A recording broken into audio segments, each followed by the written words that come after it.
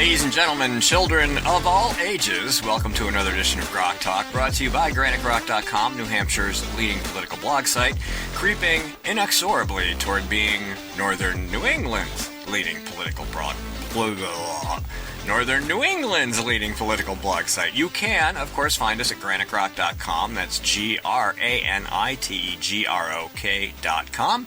But we also have our little conservatarian toes dipped in the not-so-fetid social media pools of Gab TV, MeWe, Minds, Getter, Locals.com, and Twitter, where things are still fetid, but heading, hopefully, in the right direction. Joining me for another foray into some pushback against the encroaching politics of the progressive culture are Mike Rogers and Skip Murphy, and later on in the program we'll be joined by Rob Russell, the owner of 2A Tactical in Barrington, New Hampshire. Gentlemen, good evening. How are you doing? Good evening, and I'm so glad that your greeting of ladies and gentlemen is so un-Disney-like. They have already dispatched the Mickey plane to come get you. The Mickey plane. All right, that's okay. I'm armed. I don't have any sort of anti-aircraft quality level arms at my home that I'll admit to, but we are equipped for a small incursion, and I think I have adequate ammunition available. Well, our guest might be able to help you out a little later on. You might. You have plenty. I know. So, but you're like 2 hours away. No, I meant our guest that's coming on the show from 2A Tactical. That's true. Have some good Rob, advice for you, Steve, on how to. He would have some excellent. He might be able to hook me up. I would be. That would be awesome. I could. Ammo's really expensive, so any discounts are appreciated. And so we will be talking to Rob about his deal, what's been going on, how the town of Barrington and a few individuals in particular have been mistreating him. And so we'll get into that. We'll have one or two segments with Rob. And then a little later on after that, we're going to continue the abuse by local officials segment. It's almost the whole program, but not quite. With an update from Skip about some people in the leadership roles, so-called leadership roles, who aren't being entirely honest or forthright or any of those good things leaders should be. And we'll talk about that when we get to it. But we'll do a little national, international type conversation first. Mike had shared with me a fabulous article that I didn't get to read, but luckily he sent me a little synopsis of it, so I kind of got a hint. But it's about that Fauci guy that we've heard about, and about flu. And I will say this before I cut Mike loose to tell us about what he was reading there. The FDA has come out and said, gosh, you know what? COVID's just like the flu. Now, they didn't mean it was just like the flu, as in, if you get the flu and you're sick, you stay home, and if you're not sick, well, you just go do whatever you were going to do. They meant it's with us forever, which implies so are all the things that come with it from the top-down so-called experts, one of them being Anthony Fauci. And one of the things that Mike snippeted in his little piece was a bit about what U.S. policy is going to be moving forward with regard to treating the flu. Mike? Well, not to mention the fact that they're hoping to be able to combine a flu and COVID shot going forward, which is going to be particularly nasty. I didn't like the flu shots in the first place. So I'm following Dr. Robert Malone in his Substack, and today posted a particularly interesting article. He encountered a scientist working for the Department of Defense who in 2006, around the time of SARS-1, had been doing research on soldiers returning from all parts of the globe and trying to find out which ones got sick with these flu viruses that they encountered and which ones did not. And as the research progressed, he found out that high or even moderate levels of vitamin D improved your chances of shaking off the flu enormously. Also, various people like Fareed and Tyson that researched COVID in the early days discovered that vitamin D helped ward it off, especially if taken early in larger amounts than normal. So this scientist in 2006 discovers the correlation, gets rock-solid evidence, and his boss said, oh, this is an interesting line of research. You need to go and meet with Fauci. And duly, the man set up an appointment and went to meet Fauci, whereupon he was told that Fauci told him in 2006, this is, that U.S. policy is to control influenza in the USA with vaccines, not therapeutics.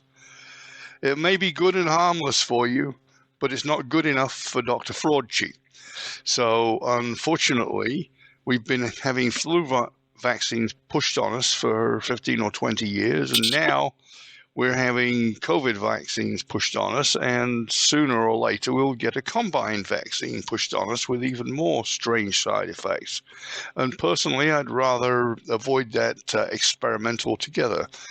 Talk to the lab rats about it, but leave me out. And then that's the general nature of it. And there's a lot more in the article, which again is on Substack. Who is Doctor or who is Robert Malone? It's an excellent Substack in any case. Great article, lots and lots of information, and makes it very clear that the CDC and the NIAID have no interest at all in pursuing simple and cheap therapeutics. He also states, pretty interestingly, the number of people that die each year from influenza on average, and the fact that at least 50% of them would not die if treated with sufficient levels of vitamin D, or if their vitamin D had been high enough to start with, leading to the conclusion that over a 10-year period, something like 150,000 lives could have been saved or extended. That's a few. Yeah, I think that that's more than a few, and we discovered early on, I don't remember when we started, I don't know if it was Dr. Cole or one of the other guys that we shared, like, after the spring of the first year of COVID, and they were coming out and saying, well, you know, here's the problem. All of these people have issues with vitamin D deficiency. Almost all of them. And, you know, he talked about why you see more flu in people with darker skin, because especially up here in the Northeast, they can't get enough sun to produce enough vitamin D. If they don't supplement, they're more likely to get these kinds of symptoms and to have a cold and to get sick. And the solution to that is to simply supplement with vitamin D, which we take at my house every day. And I don't know if that's why I never get the flu, but maybe that's it. Well, I have regular vitamins with vitamin D and vitamin C and zinc in them, all of which are good for this. I take my orange juice. We've got some other things that got vitamin D in them if I need them. But I also get outside in the sunshine. It is apparently, for us pale faces at least, sufficient to be out in the sunshine for a little while every day with your hands and face exposed. So in summer with your arms exposed as well, you're making enough of this stuff. Which is why we don't usually see spikes in the spring or summer, which is something we can get into later. How's the vitamin D over at your house, Skip? Every day, both Debbie and I take it. We're probably going to start the grandson pretty soon and try to go ahead with that as well. But it's now the great weather, so he's outside all the time. Of course, he just got his first bicycle with training wheels, so as soon as he gets off the bus, he's into the garage to get on that bicycle. Oh, that's excellent stuff. He's getting his exposure. That's what you need. And your house faces south. But I've noticed that I have been, other than last week, and I'm blaming that on the grandson as well for bringing something really nasty home. I've noticed that I've been sicker less since this thing started, partially because we're out less. But still, even with that, far better. Well, I'm not out less, and I do get plenty of sun exposure. Well, you can, of course, embrace the Zelensky protocol, which is vitamin C, vitamin D, zinc, quercetin. There may be some black seed oil in there and some other things. All relatively natural ingredients that occur in nature that you can take that are supposed to help you with problems like inflammation and viral, all that good stuff. And it's all relatively affordable stuff. I mean, almost anybody could pay for it and keep themselves in pretty good health. We've seen a lot of research coming out that favors the use of vitamin D and vitamin C. I'm reading Colleen Huber's book, The Cure for COVID, and she has some research in there on supplementation, which is, again, just another example of all of the information that's coming up and becoming public if you choose not to stick your head in the corporate media sand, that you can read and explore for yourself. And here's a neat trick. It's really cheap. Just take it. Here's the thing, Steve. Even the National Institutes of Health website has links which have news you can use if you know to look for it.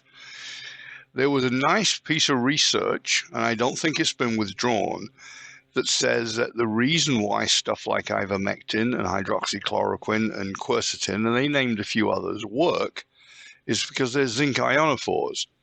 You take a little extra zinc, all well and good. But if you take a zinc ionophore, even a small amount, and a little extra zinc, more zinc ions get into your cells and they help stop the viral replication.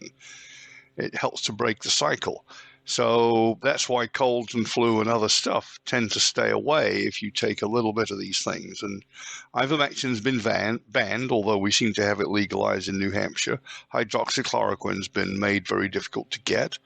Quercetin you can pick up with vitamin supplements off almost anywhere, including, dare I say it, the site of Bezoslibub, Amazon.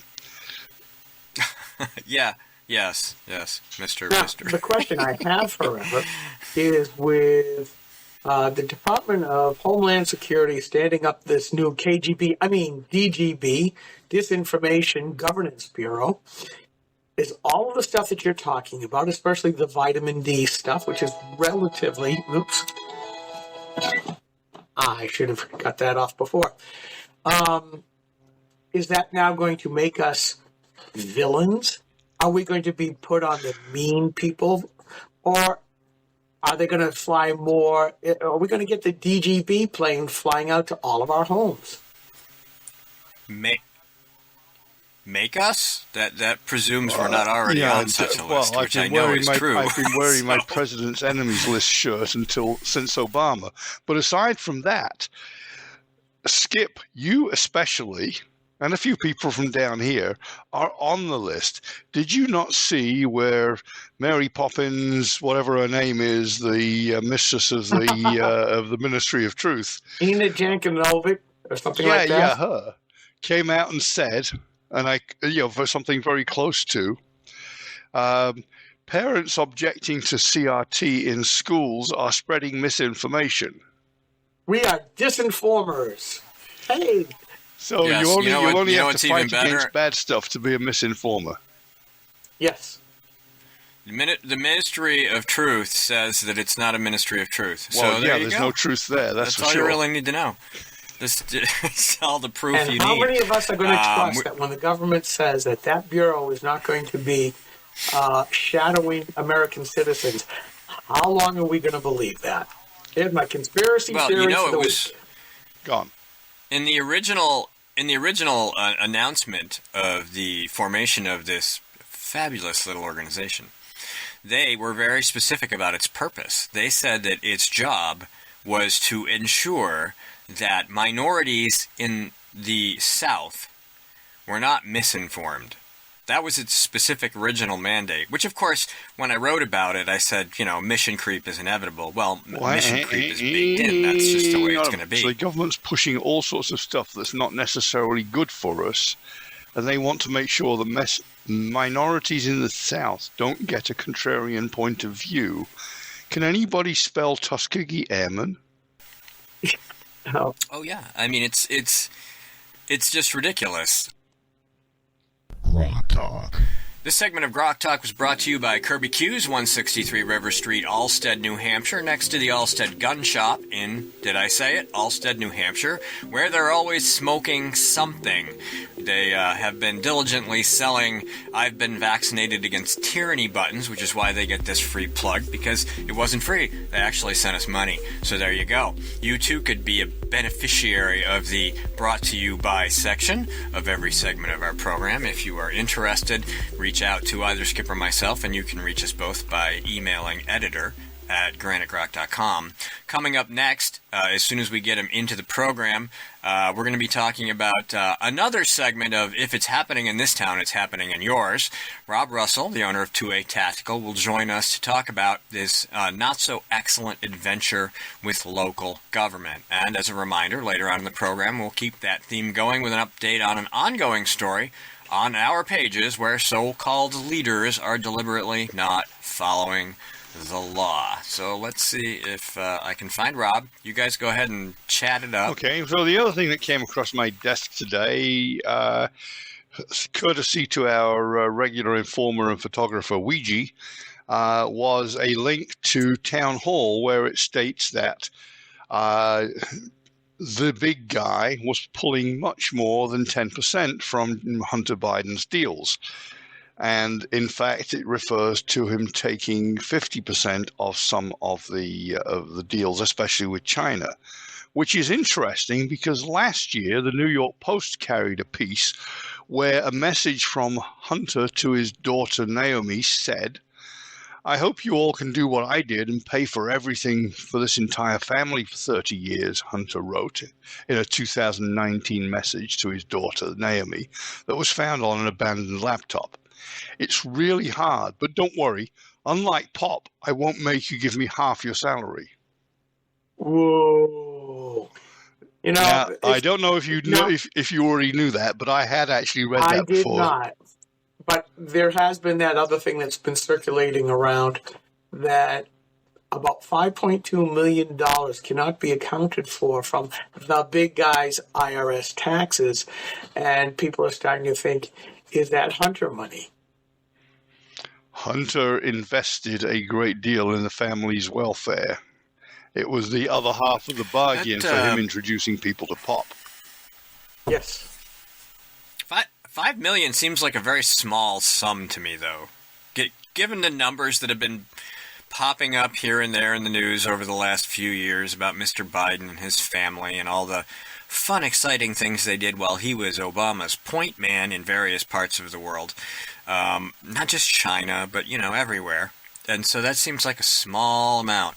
But I don't know. I mean, it is a lot of money. I mean, $5.6 million is still almost $6 million. If you had $2 or $3 million invested, $5 million. You would never have to work again, and you could live very comfortably. Even in today's inflation. I could stop working and just do this all the time. I got near it once or twice, but I also kept my family very well entertained. Yes. Appointed.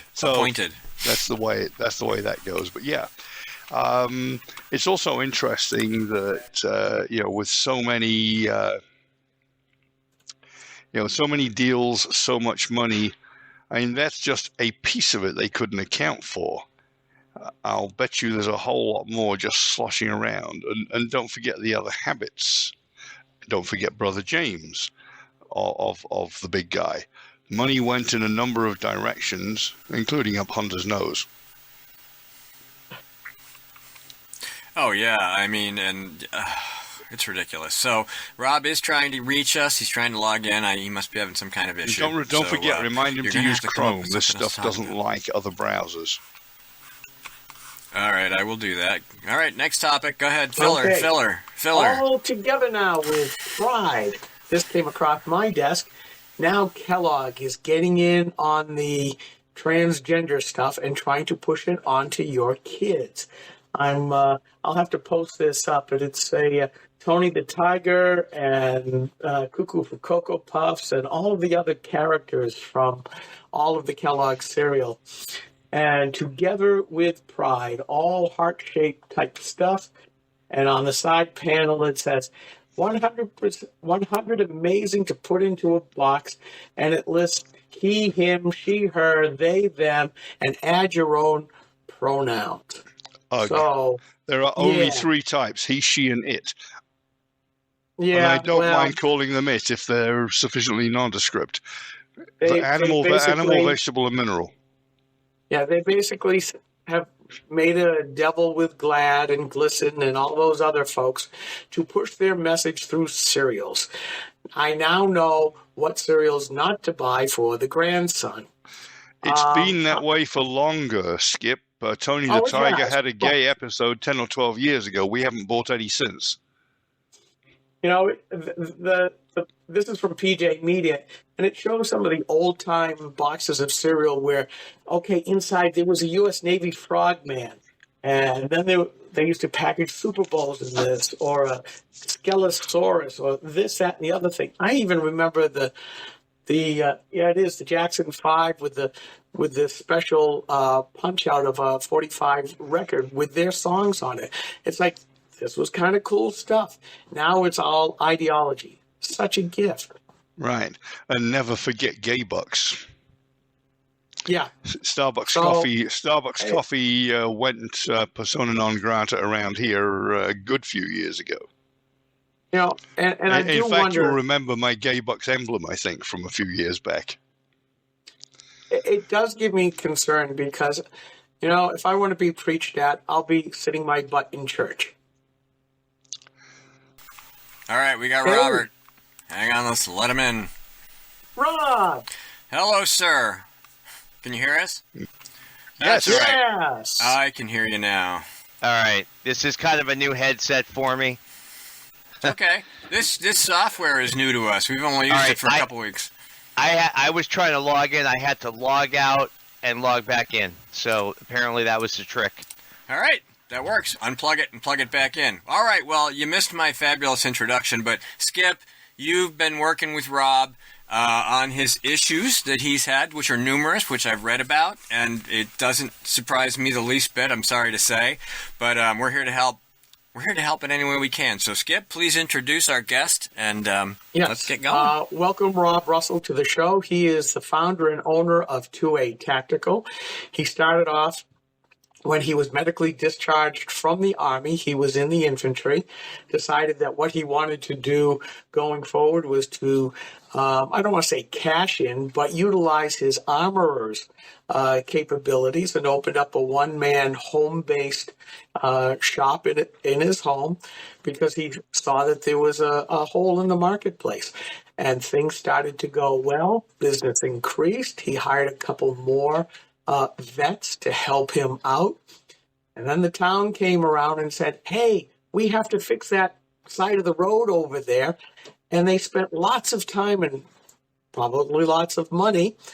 And then it caught the attention of some ne'er-do-well politician. And I can say that because I don't live in Barrington. And besides, I'll come and greet him later on. And started to give Rob and crew trouble.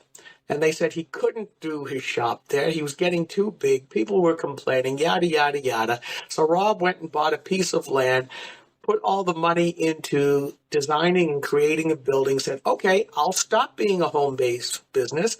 And what happened? He got more hassle. And lawsuits ensued and cost Rob a pretty penny, and got to the point where all of a sudden the town dropped the lawsuit. And I subsequently put up the video of that particular selectman meeting. And the latest thing that I know of right now, besides the 63-page document I still have yet to put up, I'm going to be doing that. I like to do for political ne'er-do-wells, I love using the Chinese water torture, one drop at a time.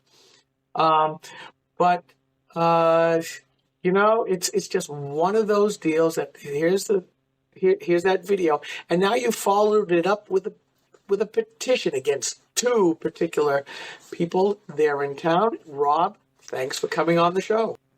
Well, hey, first of all, guys, thanks for having me on. It means a lot, and we really appreciate the exposure.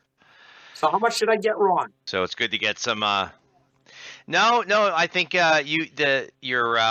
your summary was good. Yeah, it's we started in 2015, and then we've been growing. Everything's been really good, and then about a year and a half ago, we got dealt just a real hit out of far left field that we did not expect, and it was a lot of people that I didn't know their names. And I've told many of my customers this. I hate that I know all their names now. In the beginning of this, I knew 2 names, the fire chief and the police chief. And now I know all their names, which is not something I wish I did. Well, you know, the goal here, Rob, is to make sure that they regret you knowing their name. Not in a violent way, but in a political discourse. You know, you're like, all right, fine. You've dragged me against my will into this mud pit that I just didn't want to be in. I was just creating jobs and generating revenue for the economy, and you guys came along and you rained on my parade. Well, guess what?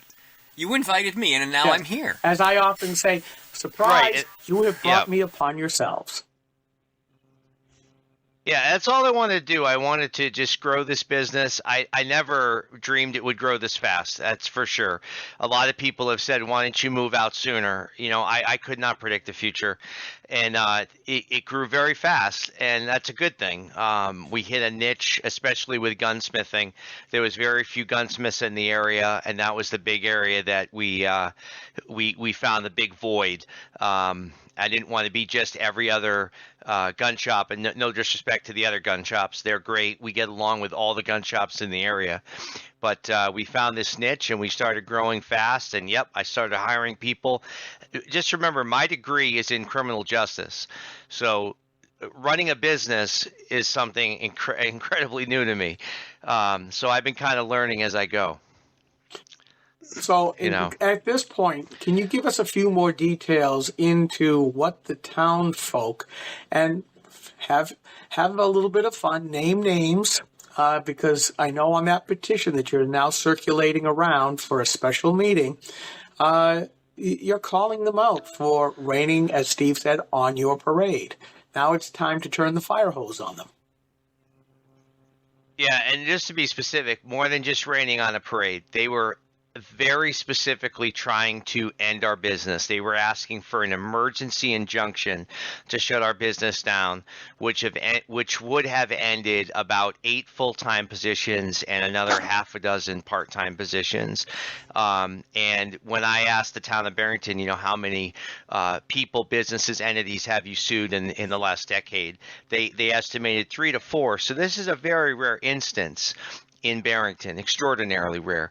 As far as where we're at, I typed up that document you're referring to, much like a police report, tried to keep the emotion out of it.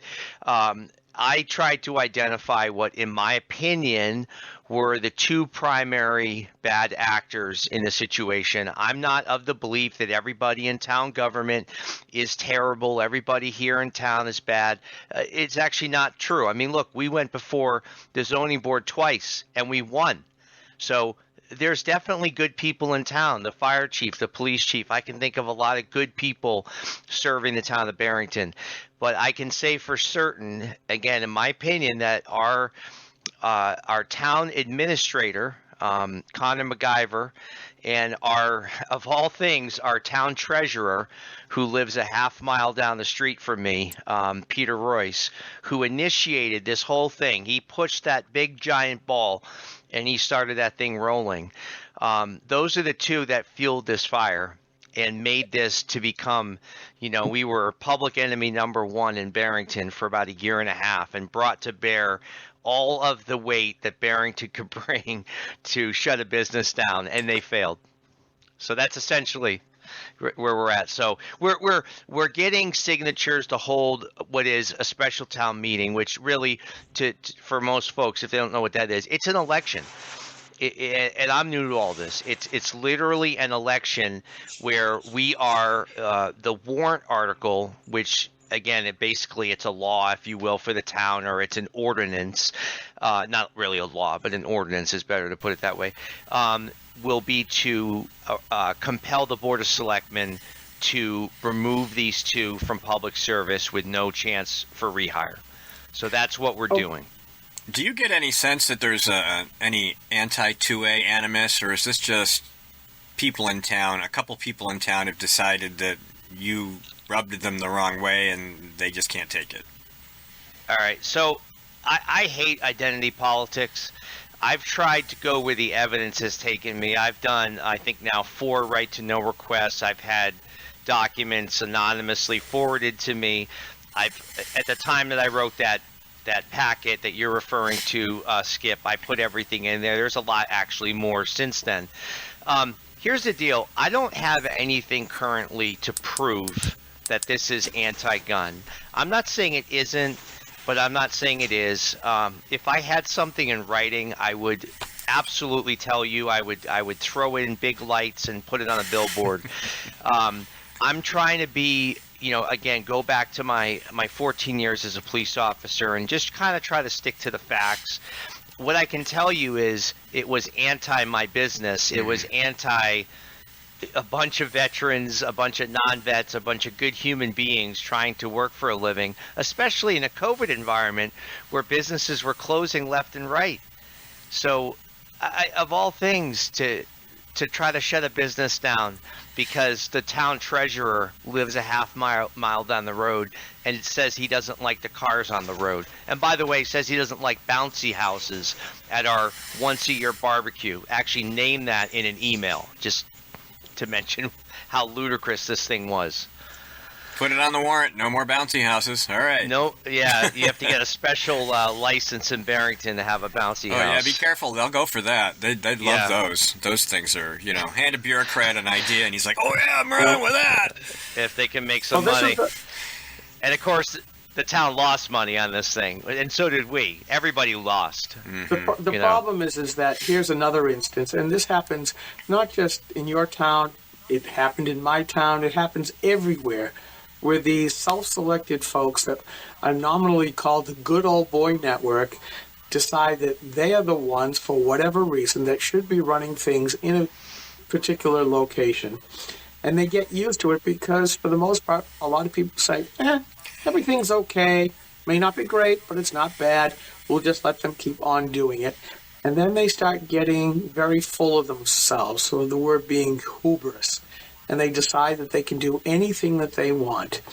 And we'll be talking about, another instance of this, and maybe a couple instances of this happening in my town once again, where people decide, I don't have to follow the law. My school board, my commission, my whatever, doesn't have to follow the law. We just do what we think is right, and people will be happy with that. And obviously in Barrington, you decided to take on the good old boy, and it's not easy. You get vilified, you get yelled at, you get painted as being somebody that you really aren't. And you look at what people are telling you, it's like, I'm not that person. Yeah, we know that, but that's what other people are saying. Been there, done that when I first got going in local politics, Rob. And You're facing that right now. You know what the best thing you could do, Rob? Poke in the eye, run for selectman.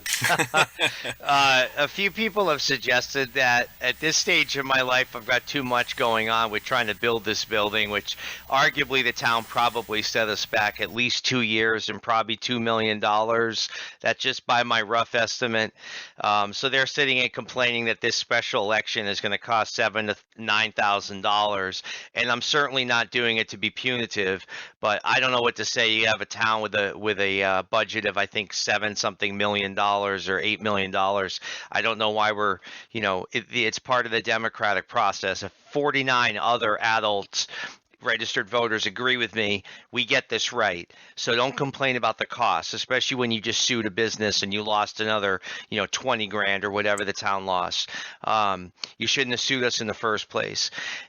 So that's what we're doing. We're waiting until May 31st because we're trying to get the word out. I could get 50 signatures in a day, but we're giving it another 20 days or so to let as many people know.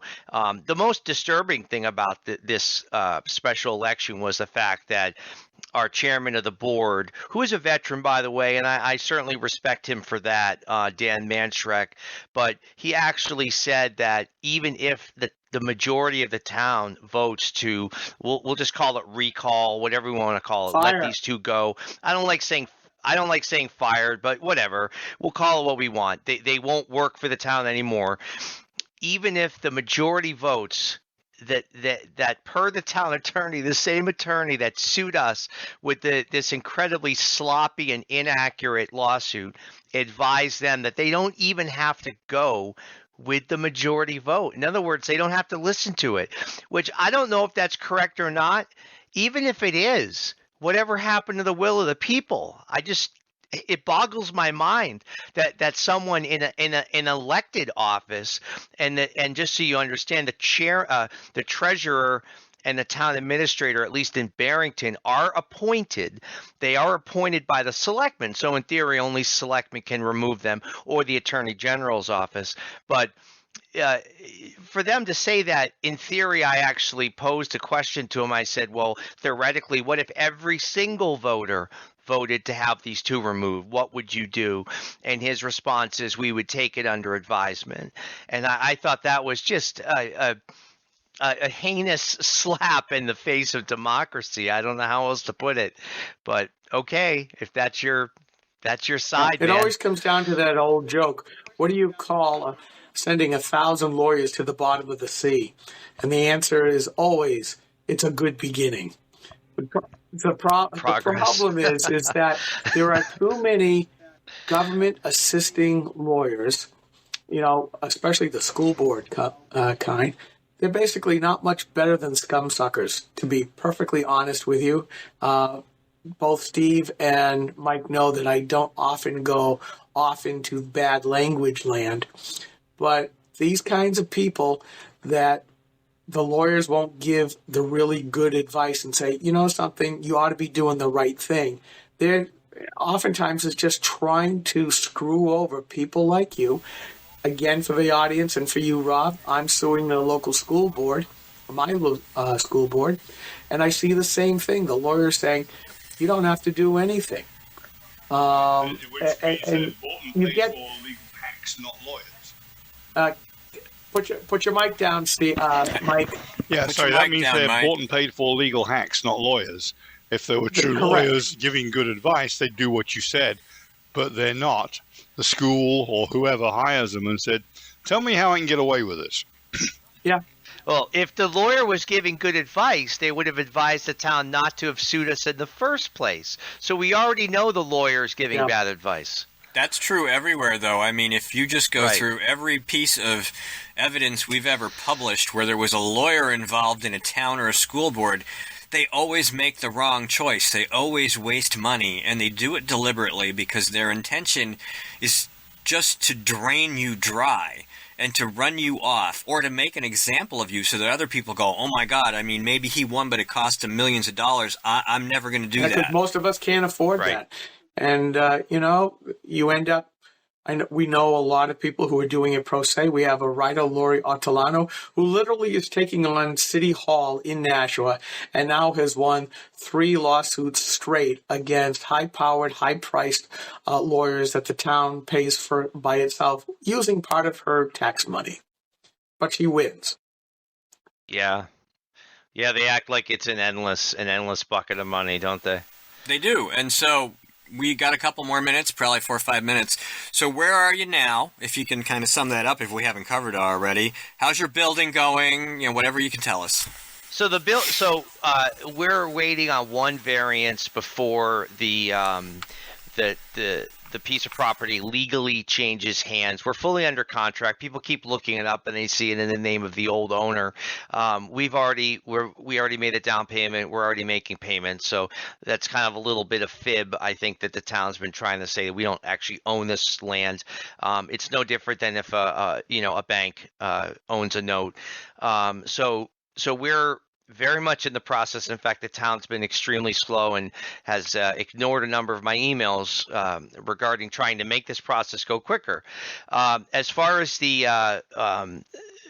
petition, we've had people drive from all the way across Barrington that have no interest in guns just to come out to my shop and sign this petition. And we've met people I've probably spoken to at least 10 or 12 just in the last 4 or 5 days that the petition's been live, that have had a number of horror stories with these 2 individuals that we're trying to remove. So it just furthers my, that I know what I'm doing is the right thing, because I'm not the only one that's also experienced this. Peter Royce has been in power, I guess I'll say, for I think nearly his entire adult life in Barrington. I don't know that factually. I just know he's been in town politics for an extremely long time. Connor, not nearly as long. I think Connor is the youngest town administrator in the state of New Hampshire. So on May 31st, when we have our hundreds of signatures, we'll give them to the selectman. The selectman gives them to the clerk, a town clerk, and then they check the list, and then we get this special election. As far as our building goes, I have the building permit. We could build today.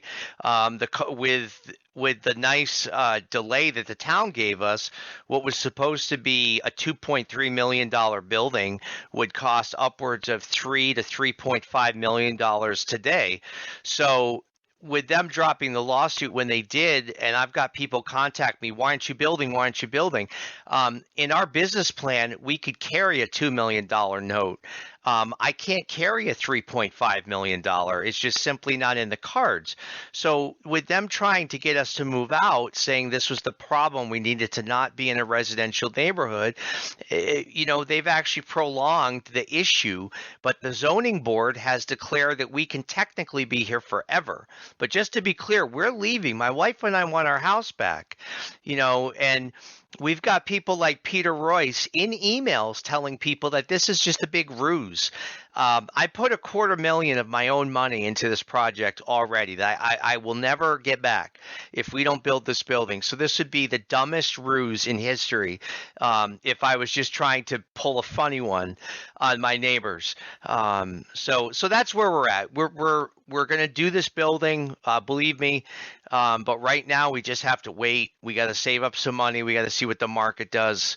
Hope this COVID stupidity ends, and we can all move on with our lives. And we're going to try to get these two people removed.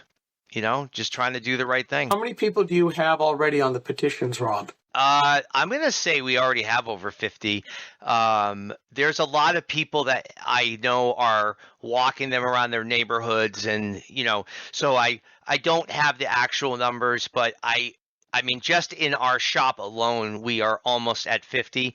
So knowing the other people that I've been in contact with that are hitting their neighborhoods at Barrington up, it doesn't help us if someone outside of Barrington signs it. It has to be a registered voter, and they're going to check. But even though, like I said, we could just get 50, we want to get more because we're trying to raise awareness. And these are more people that are obviously, if they sign this, they're also more likely to vote to have these people removed when this vote actually comes to fruition. Has anybody come to you and say, hey, if you call this off, we'll do something nice for you? Are they anybody trying to do that route?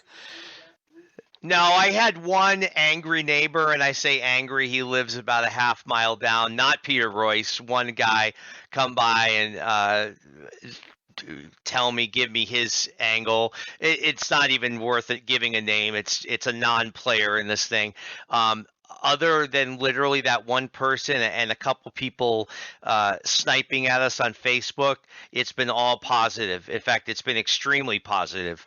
And it seems like a few people on Facebook have actually just been getting fed questions and obvious intel by the other side, which I fully expect. I mean, I've worked for the government my entire adult life, so I know their playbook, and I get it. Okay, good. Just do your thing.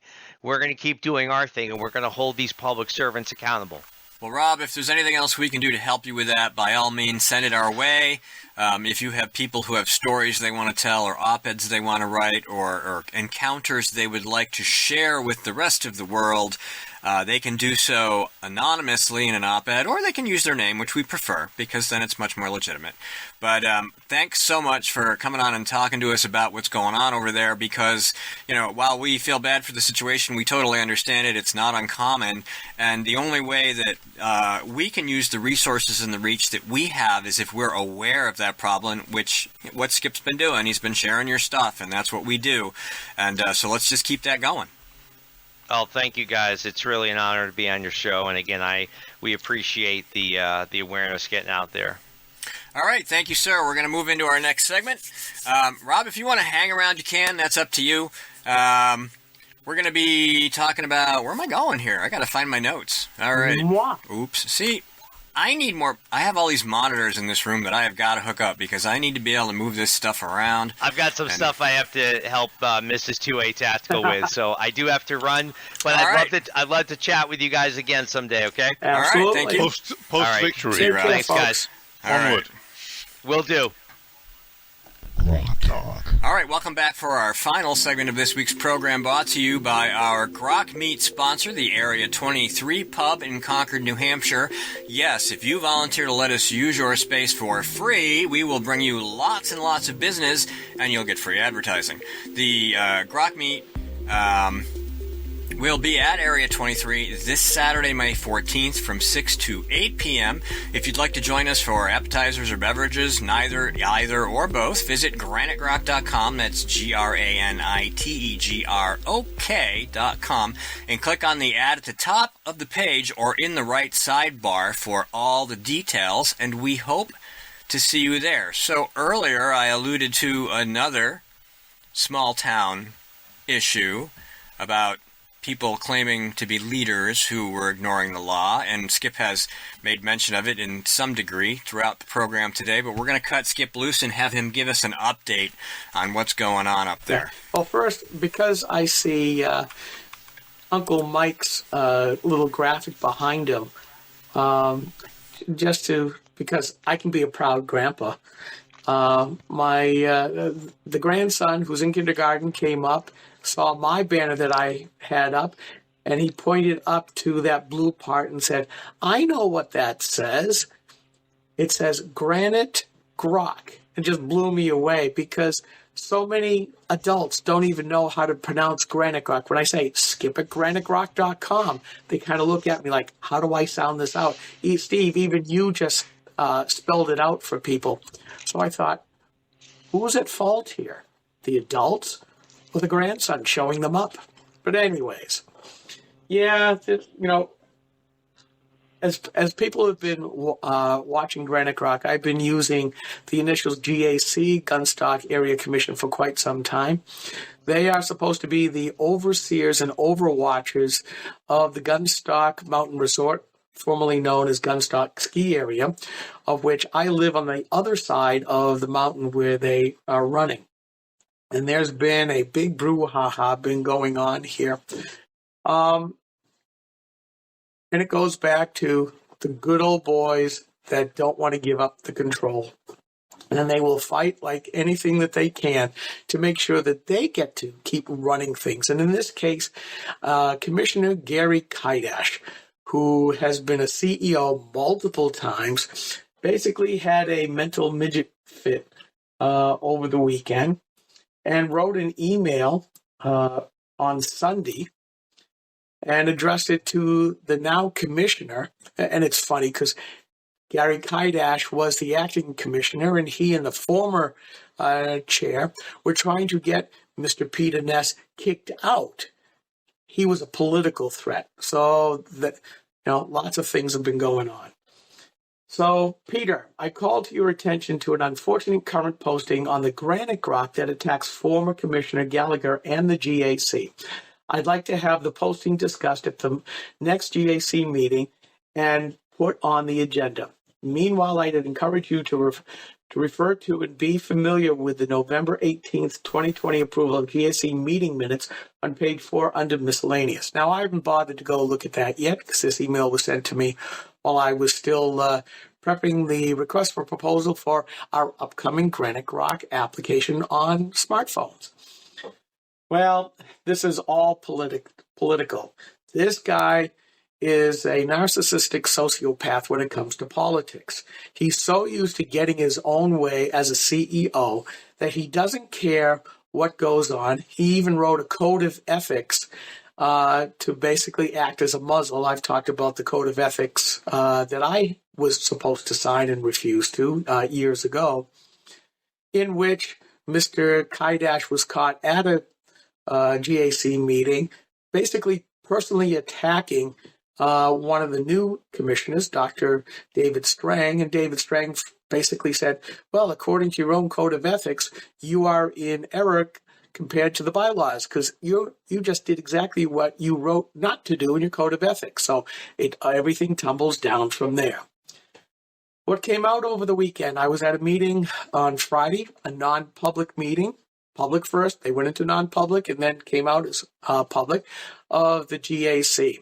At which time they went ahead and made public the non-redacted billing invoices that that former chair Brian Gallagher and Gary Kydash have been using Divine Millimet, basically not as the GAC lawyers, but personally using them almost as if they were their own personal lawyers to go after anybody that they thought posed a political threat. That's most of the reps on the Belknap County delegation, all the New Hampshire State House reps, including our very own Grokster Norm Silber. I have to add, one of the main reasons why all of this has been going on, because Norm, being a lawyer, follows the law. Imagine that. And racked up tens upon tens of thousands of dollars. They went after all three of the brand new commissioners, trying to get them knocked off from being appointed by the Belknap County delegation. Just stupid stuff over and over and over again. So, I put up a piece. Yes. And one of the pieces on May 7th that I put up was Gunstock Area Commission. So let's see how transparent Gary Kydash will be about his email, shall we? And I went on, and basically one of the things that I wrote was, side note, or maybe Brian Gallagher did in the end finally realize that his gig was up, as he had turned into another GAC seat squatter, just like Rusty McClare when he sold his Belknap home back in 2020 and didn't give up the seat. That's important because the enabling legislation, RSA 399, requires that every commissioner be a residential property owner in Belknap County. Well, Gallagher's term wasn't up, but he stayed in that seat for a long, long time when he didn't. We just lost Skip for a second. Skip, I'm not hearing a word I of you. cannot Mike, can you hear hear? Skip. Oh, now he's back. Yeah. Okay. No, there he is. I got a phone call coming in. So that's something new about Riverside that we have to Well, I figure think out. that your recording will continue, but we'll find out when we're done with the show. This is all part of the learning process, Yeah. so go ahead. Yes. So I think Gary Kydash took exception to that, took exception that I would have the temerity to use such evil words as GAC seat squatter. Rusty McClare had overstayed his term of office by a bunch of months and finally was escorted out by the county delegation saying, "You're out of there." And another person was finally appointed. My friend Doug Lambert, who was appointed by the delegation. So all of a sudden, Gary Kydash's power base has disappeared from being 5 to just himself. And he is really angry about this. So he had a long 2-hour conversation that cost the taxpayers of Belknap County, because any money coming in or out of the Gunstock Mountain Resort, that's taxpayer money, even though he says, no, it's not. We are a business. No, you're a government agency still making snow the last time I looked. But the fact that he would jaw for 2 hours trying to find a way to keep Gallagher on the commission when he shouldn't have been tells you that they're not following the law. So that was one thing I wanted to bring up. And then there's another one. The present chair, Peter Ness, is a lawyer, a tax lawyer from what I understand, decided that for this code of ethics that I just mentioned a few minutes ago, is it legal for Gary Kydash to have written this and put it into place? Well, the answer is no. So going back to Rob, our guest of just a few minutes ago, can these towns do these kinds of things? What is conservatives were always saying, what is the limiting factor? And we basically have to say, there should be. Most of these good old boy networks say, no, we're going to do what we want. So can Kaidash or could Kaidash put a code of ethics into place? The lawyer that was hired to go through the enabling legislation came up with these. The commission possesses only those powers expressly granted by the state. Dillon's rule state, every subdivision of the state can only do those things that there's an RSA, a state statute, allows them to do that. See Gerard versus Town of Allenstown on an ordinance to restrict rents. Town of Hooksett versus Baines opposing term limits. And what they came up with in terms of the GAC is that there is no grant of express authority in Chapter 399 or amendments permitting the Commission to adopt an ethics policy. So this muzzling bit, yeah, right. Like this is not news to me, folks. But this is what happens when people refuse to follow the law. I don't care whether it's nearby me, in my town, in Rob's town, in your town, anywhere. You always have to ask when somebody's trying to do something either around you or to you, do you show me the law that says you can do it? And basically the lawyer said, you can't do this. So now that code of ethics, along with probably most school boards, you're out of there. And that's the object lesson for today. This poor schlub. Oh, the chair, by the way, after he wrote this letter said, stop wasting the GAC's time on this.